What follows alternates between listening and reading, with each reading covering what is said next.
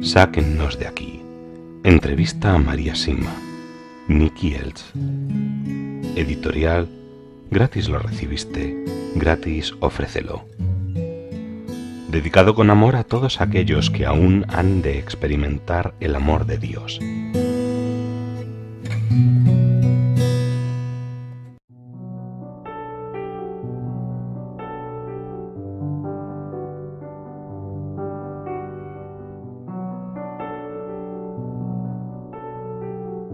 El matrimonio, la familia y los hijos.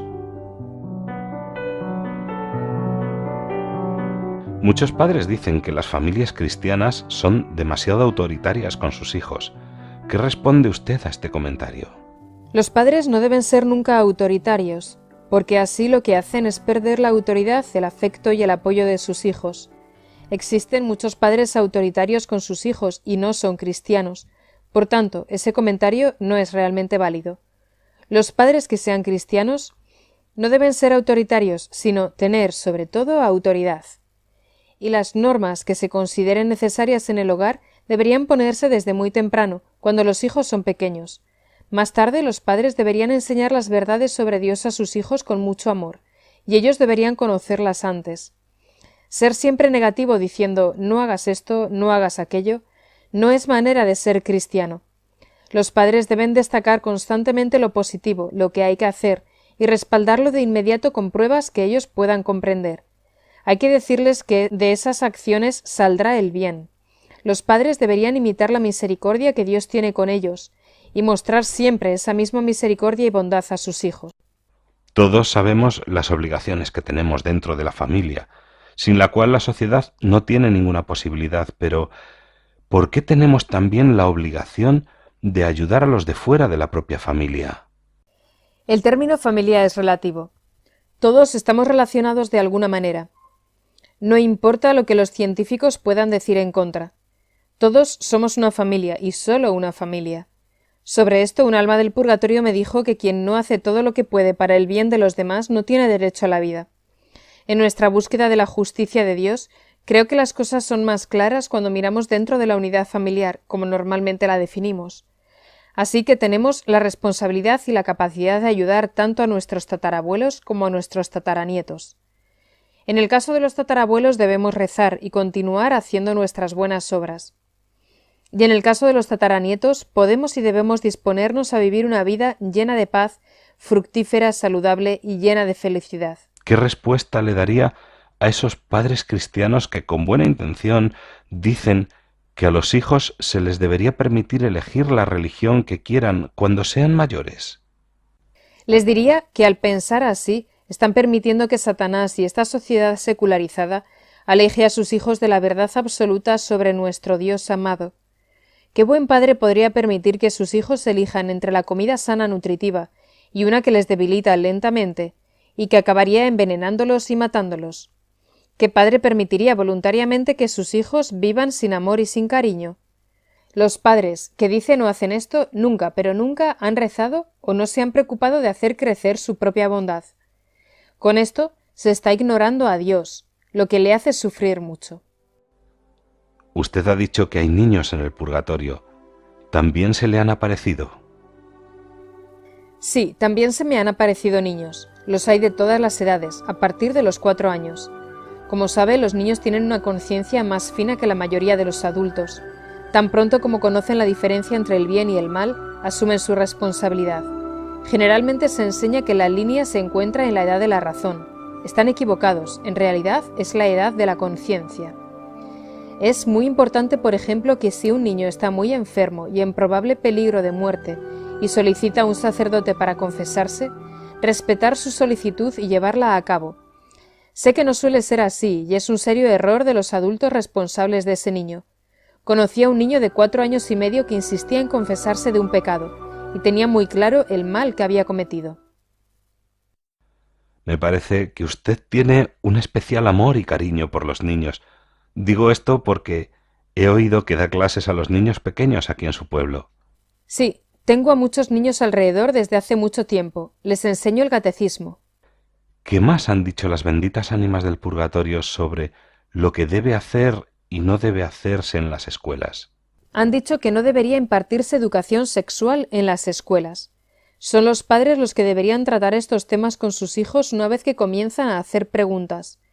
Es algo que debería quedar bajo el criterio y el cuidado de los padres, porque los hijos aprenden el verdadero amor, el que permanece solo de sus padres. Hoy en día se ha delegado demasiado en manos de diversos organismos públicos a quienes no les corresponde enseñar cuestiones espirituales en las que el amor y el sexo son facetas importantes.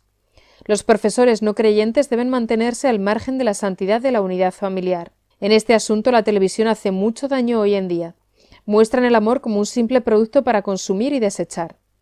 Esto es una gran distorsión y por tanto un pecado grave contra el verdadero amor y contra Dios mismo. Se le han aparecido almas que practicaron desviaciones sexuales. Sí, y deben sufrir mucho. ¿Qué deberían hacer los padres para formar la conciencia de sus hijos? El buen ejemplo es lo más importante. Luego, rezar mucho por ellos y con ellos. Bendecirlos a menudo, eso vale mucho.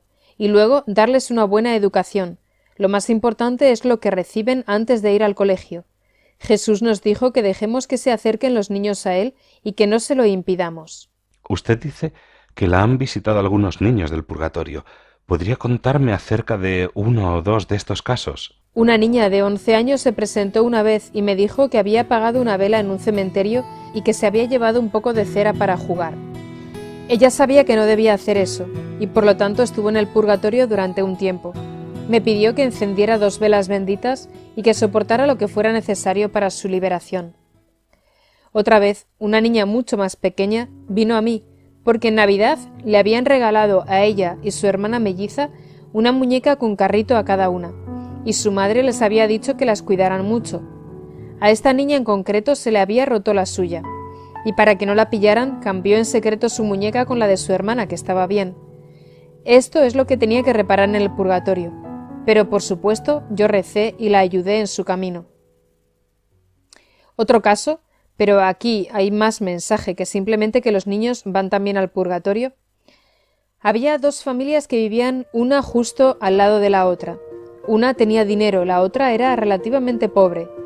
Un día, la niña pequeña de la familia adinerada le dijo a su madre que quería regalar toda su ropa y todos sus preciosos juguetes a la vecina pobre.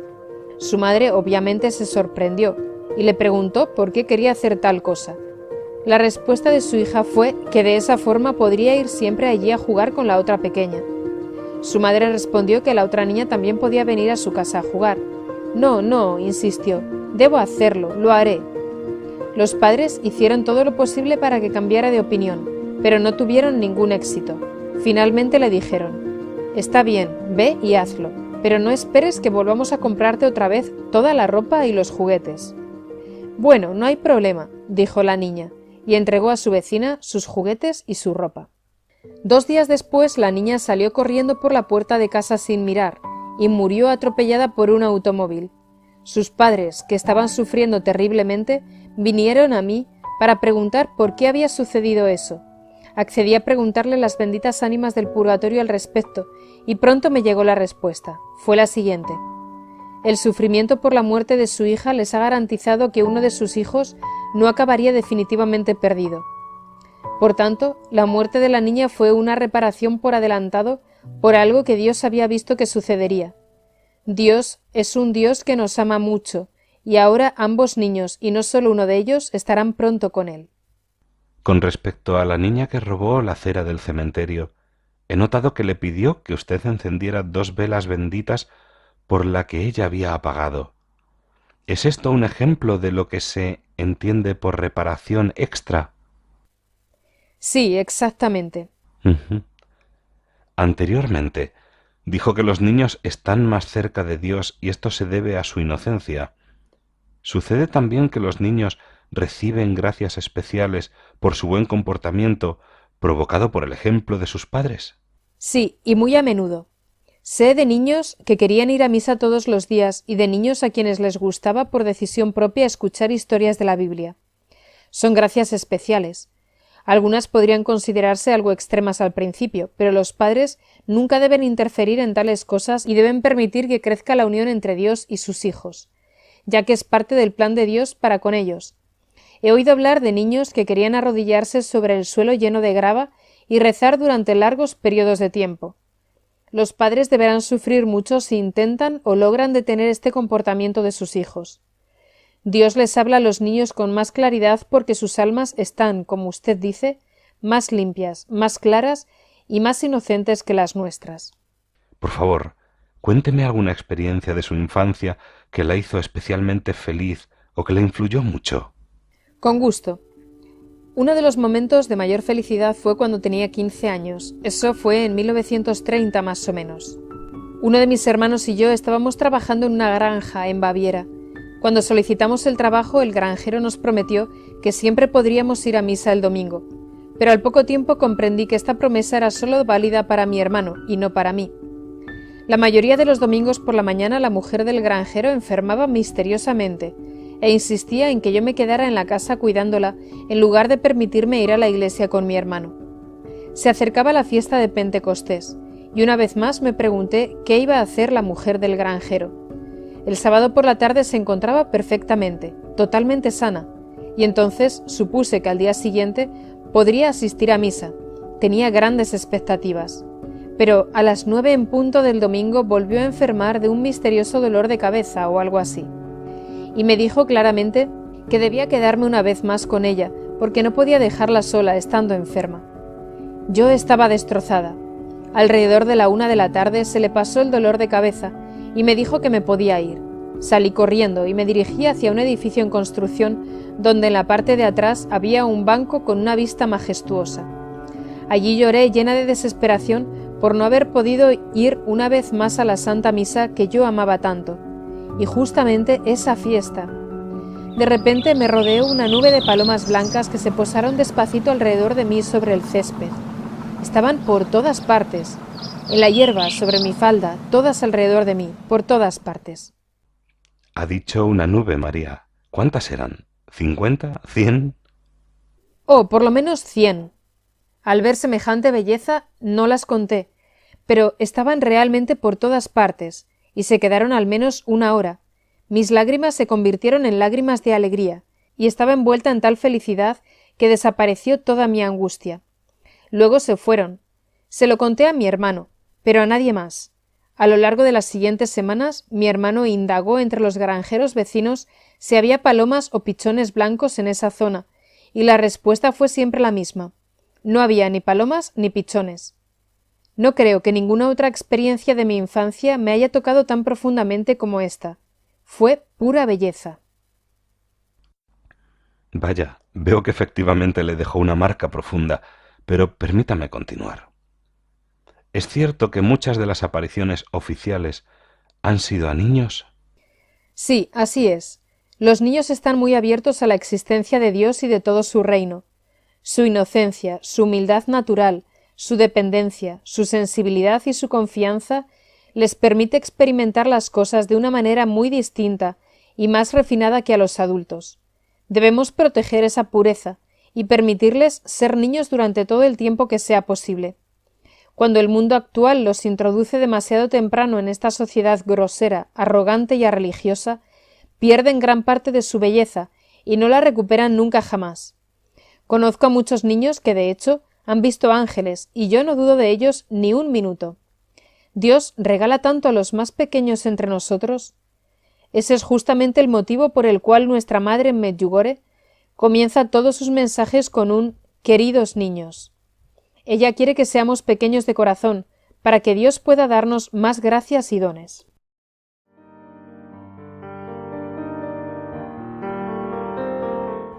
Trabajo y dinero.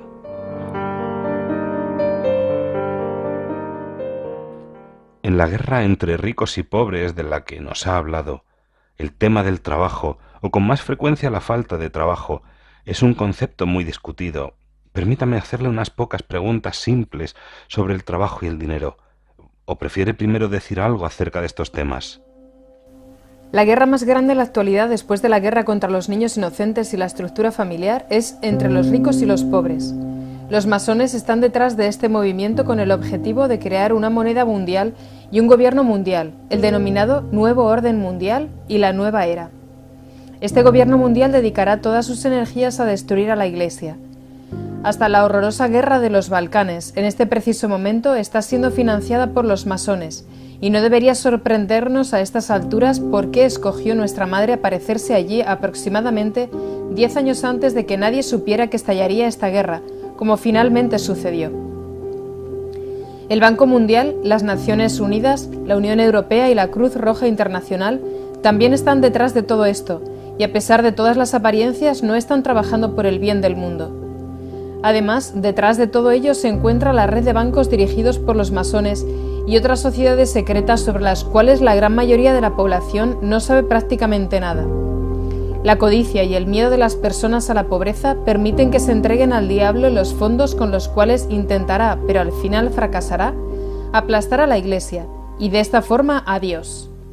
Será en este preciso momento cuando Nuestra Señora y sus seguidores obtendrán la victoria, aun si las cosas no lo parecen hasta el último momento.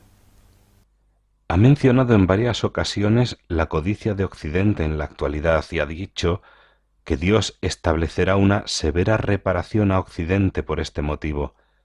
¿Quiere decir que los lugares donde se concentra la codicia, donde proliferan esos bancos de los que habla, sufrirán más que las áreas en las que se vive humildemente? Sí, creo que será así. Entonces, usted recomienda a las personas que se vayan de esos lugares y busquen entornos más humildes. Lo que yo recomiendo es que se vuelva a Dios y a la oración. Dios desea que seamos humildes para que Él pueda ayudarnos. Así, al hacer oración, nos inspirará qué hacer. El modo de vida de los ricos les lleva a beneficiarse siempre de su riqueza. Con frecuencia se le llama vivir de las rentas, gastando solo de los intereses de su dinero. Así muchos viven hoy de la especulación, de los cambios de interés de las divisas, etc. ¿Son estas actividades o estilos de vida parte de la voluntad de Dios? Por supuesto que no. Dios desea que los ricos compartan lo que tienen con los pobres y que hagan buenas obras para ellos y no se sienten sobre su riqueza. Las personas que se dedican a estas actividades deberán hacer mucho para adaptarse durante los próximos años y debemos rezar para que el Espíritu Santo los ilumine lo más pronto posible. Y las personas que ya se han dado cuenta de que este sistema no proviene de Dios, ¿qué les recomendaría que hicieran con los fondos que han acumulado si ahora desearan utilizarlos de acuerdo a la voluntad de Dios? Que hagan cosas buenas con ellos ahora, porque luego no los tendrán y no harán ningún bien a nadie. ¿Es cierta la idea de un anticristo? Sí, lamentablemente lo es. Algunos videntes, que no son los de Medjugorje, dicen que el anticristo vive ya en la actualidad. Vendrá como un gran mago financiero, tendrá un carisma muy poderoso y también será considerado un gran sanador y un taumaturgo hacedor de milagros. Un gran número de personas quedarán encantadas con él, cuando de hecho su poder será la mayor manifestación de Satanás que se ha visto nunca. Debemos rezar sin cesar para no ser engañados por el diablo y su ilimitado talento para disfrazarse de lo que quiera para complacer su arrogancia. Cuando alguien presta dinero, ¿puede luego exigir el pago de los intereses? De acuerdo a Dios, no. Deberíamos prestarlo por amor al prójimo y no para enriquecernos. Solo debemos ganar dinero con nuestro trabajo. Usted dice que vendrá un tiempo de paz, pero solo después de que ocurra algo muy grande para la conversión de la humanidad. ¿Esta época de paz incluirá también una completa redistribución de las riquezas? Sí, así es. Usted también dice que junto a este gran acontecimiento se dará un colapso financiero mundial antes de poder disfrutar la época de paz. ¿Cómo podríamos prepararnos del modo más fácil para estos dos cambios, que serán, si lo he entendido correctamente, enormes? Sí, eran enormes. Las personas deben volver a Dios ahora y entregarse completamente a Él. Si lo hacen, los cambios que van a llegar serán más fáciles de soportar para todos nosotros. ¿Ha oído hablar de la organización de la Iglesia llamado Prelatura del Opus Dei, en la que parte de la vocación de cada miembro es la santificación del trabajo ordinario? Y si es así, ¿sabe si es buena y, como usted dice, proviene de Dios? Sí, la conozco y proviene de Dios. Si es pecado exigir intereses, ¿lo es también comprar algo, generalmente algo grande, a crédito? Si uno tiene verdadera necesidad, entonces no lo es, pero quien presta el dinero también deberá ver esa necesidad real con amor, en lugar de enriquecerse gracias a ella. ¿Nos enseña la Iglesia en la actualidad el uso adecuado y moral del dinero? Varios papas, desde el comienzo de la Iglesia, han hablado del valor del trabajo y han condenado el uso continuo de los intereses. En la actualidad no es mucho lo que se enseña sobre el uso del dinero. El Santo Padre actual haría mucho bien al mundo si escribiera una encíclica sobre ello. Y una última pregunta. ¿Le ayudan de algún modo las almas en su trabajo diario? Sí lo hacen, pero solo en lo que las atañe de algún modo. Por ejemplo, cuando necesito la hoja concreta para escribir la respuesta que ellas me dan. Todo lo que debo hacer es sacar una hoja de la pila y siempre es la indicada. Me ayudan a ayudarlas, pero eso es todo.